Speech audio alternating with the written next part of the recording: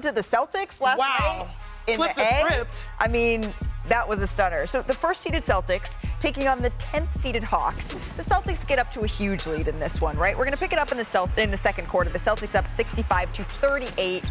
Al Horford puts it up for three. Can't quite get it to go, but you know what? Take one more shot at that, Al. Oh, yes, he's still got it. Start the buses, right? It's over. Yeah. Little conversation here with the referees going back and forth.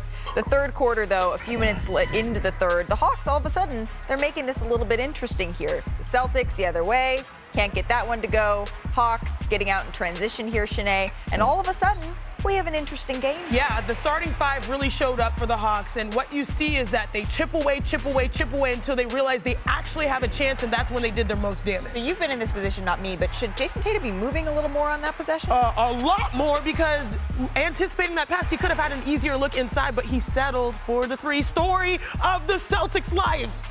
And fans, little Brucey rolling around on the ground there. All right, going ahead to the fourth quarter Maybe could have cut the floor. I enjoyed the pink sweater as well. Jason Tatum throws it down with authority to give the Celtics back the lead here in the waning minutes of the fourth quarter. But would it be quite enough? Well, the Atlanta Hawks, now down by 2. Check out the number of times the ball moves here on this possession. Check time and score, Chiney. Would you like to see check more? timeouts? Thank you. And also, their defense is fully set up. Great help rotation right there, staying on the nail. And then now they get an even easier look on the other end. All of a sudden, Atlanta takes the lead with 1:35 left to go here. Atlanta up by 1. Still 2 timeouts for Joe Mazzulla. Still 2 you can timeouts. See right under the 116 there. You can still see it. Jaylen Brown has the ball. Jason Tatum getting tied up a little bit in traffic here. Porzingis trying to make something happen. Not a lot of passes once again here, Chiney. A lot of ISO ball. And that's There would been be their 0 kryptonite down the stretch. They 0. rely on isolation at the start of games, but the biggest question mark is the fourth quarter, and they fell prey to that once again. Yes, they did. Atlanta had some questions about Hunter taking the shot, but then it went in, and it was all gravy. You look at the looks kind of around the crowd, like, ooh, is this going to... But it's one of those, no. Yes, oh, okay. yes. Okay, we're actually good. Here's Jason Tatum after this brutal loss. I mean, it's tough. You want to win every game you play. You know, for us, we never people think we never should lose. And, you know, we was up a lot, and we fucked the game up. And we know that. We all adults and the professionals, and we know we didn't do the things necessary to win. And I think that's sometimes easier to fix when you know if you do the right things and play the right way and how we're supposed to, we know usually what the outcome is going to be. Okay, so here's the deal. The Celtics were up really big, and then they gave it all away. The 30-point blown lead is the largest for the team in the play-by-play era, which, in case you didn't know, goes back nearly 30 seasons. This is also the second loss of this magnitude for the Celtics this month alone. They gave up a lead of 22 in the fourth, remember, to the Cavaliers. That was on March 5th. Those are their 2 largest blown leads for the Celtics all season long.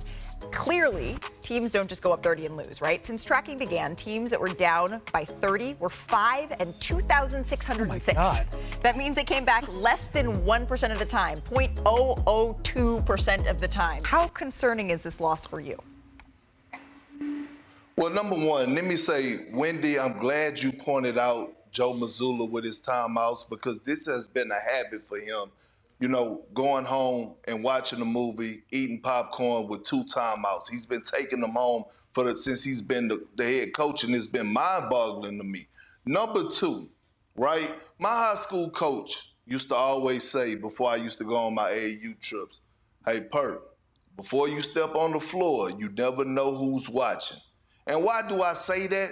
Because we're in that time of the year right now where you never know who's watching. NBA scouts are all over the stands because teams are gearing up for the postseason. And if you're a scout that may have to face, for a team that may have to face the Boston Celtics in the Eastern Conference, at the top of your list in the scouting report, you're writing vulnerable. They are very vulnerable, and they shouldn't be at this point. Teams should say, you know what? I don't know how we could stop them. You look at the Denver Nuggets, a team that the Celtics should use as a measuring stick. They're not vulnerable. They're going to win games. Teams don't know how to stop them. And so when you look at this recipe and they continue to shoot these threes, the ball continue to get stagnant. And especially when they're in close games, this is a habit. And teams are looking at them and saying, you know what? If we do those things, we actually could beat them. And they do not fear the Boston Celtics. You know, Perk, I'm going to bring it back to you here because on paper, the Boston Celtics, look at all those missed threes right there. On paper, the Boston Celtics are flawless, right? They have two young stars that are all-stars. They have an X factor in Porzingis that has helped them improve. They brought in some more defense and leadership from championship pedigree with Drew Holiday. But the biggest hole that they're missing is not on paper. It's who's their dog. Who's going to hold them accountable? And I think that's why you're highlighting, okay, coaches are supposed to hold you accountable, but also help you win games. That lack of timeout to change the trajectory of what you're running towards the end. Right. We've been talking about it all year long. Why is it not addressed? All right, that's one. But also, if the coach is not going to address it, or maybe he has his own plan, on the floor, who's going to hold you accountable? We just listened to Jason Tatum, who was just very calm, collected. He's not a high-energy guy based off of, you know, how we see him interact. He's not going to get up in your face. Jaylen Brown is a little bit of the same way. He's cool, right? These guys compete at high levels, but you sort of need that one person who used to be Marcus Smart, that used to get in front of everyone's face and say, like, this is the game plan, but y'all, we need to deviate and get this win. Right. Like, that is what they're missing. That's what Perk has always alluded to all year long. Who is their dog? Because they're going to need someone to pick them up, because sometimes your best players can't get out too, too emotional. Right. So it has to be someone else that helps them up. All right, two things real quick. One, Derek White and Drew Holiday, their point guards, were out in this game. Yep. So I'm not going to freak out about this individual loss. Secondly, there have been a bunch of games this year with the Celtics where they've had a big lead and they've put the game away. They have a great record for a reason. And there's a lot of games where Joe Mazzulla didn't need those timeouts. But the problem is that there are times where this team allows this to happen and they don't have a recourse offensively and they fall into those bad habits. And I know that if you're a Celtics fan and you're watching this game, it's not like that you're super worried about losing to the Hawks on March whatever. You're also thinking about losing to the Cavs last month where you blew that 22-point lead. And that what happens is that because Boston does that, they're going to get into a playoff situation. And I've seen this repeatedly with this group. And I know Perk has too over the last couple of years where there's a playoff game that they should win. And they have the better team and they have a better situation and they don't win it. Because this is what this team does. They fall into 77-game series, which should be 5 or 6, and they've let themselves get put out of position. And this is why, because they have this habit at the end of the game where they allow the other team who shouldn't be in it to have an opportunity to beat them. Yeah, and they can't deviate from their natural plan of, look at the assists right there. 17 in the first half, third quarter we go ISO, and then they also really struggle fourth quarter against isolation plays that they initiate.